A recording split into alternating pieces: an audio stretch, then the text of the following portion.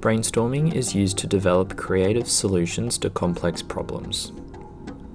Effective brainstorming involves focusing on a problem and coming up with as many unusual solutions as fast as possible, without criticizing or dismissing these solutions. Brainstorming is all about lateral thinking. Thinking fast and without criticizing or dismissing ideas straight away. This helps you to break away from normal thinking patterns and consider new ideas. After all the initial ideas are collected, the potential solutions can be considered. These options can be evaluated using more traditional approaches if required. There are different types of and approaches to brainstorming, such as individual, group, and mixed. Let's look at each of these now in more detail. Individual brainstorming involves people brainstorming on their own. Research teams may then consider the output of individual brainstorming as a group activity. Brainstorming as an individual usually produces a wider range of initial ideas. These aren't always fully developed because the individuals may not have access to resources to solve some problems.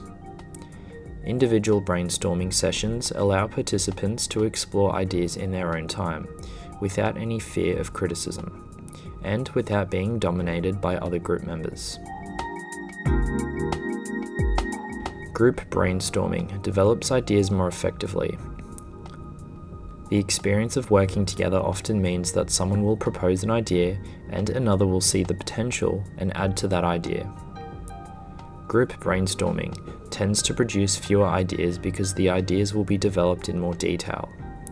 Quiet, creative individuals may be suppressed in the presence of louder, more dominant members of the group. Individual and group brainstorming can be mixed. Individuals might define the problem or suggest a range of possible solutions. The whole group could then discuss these ideas and develop them in more detail. Successful brainstorming requires a strong leader to manage the session, encouraging enthusiasm and shutting down criticism of any ideas. A fixed time allocated for the session ensures that no single idea dominates the session. If brainstorming participants are from a range of disciplines and backgrounds, a wider range of creative ideas are likely to emerge from the session. When the brainstorming session is fun and actively encourages creative ideas, it will encourage participants to risk sharing their ideas. Every idea needs to be recorded during the brainstorming session. This might be an audio recording or scribbling on a whiteboard or something similar. If the group can see that all ideas are recorded, they know that every idea will be evaluated, not just the ideas of the dominant group members.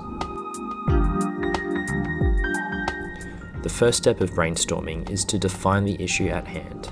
Write the problem down in simple, concise terms so that everyone understands why the issue is being considered. Give the group a reasonable time limit for the session. This may be around 30 minutes, unless you are working with a very large group. Get everyone to call out their answers. The person scribbling the responses needs to write everything down, regardless of whether they agree or disagree with the suggested solutions. When the time is up, the group needs to select the ideas they like best.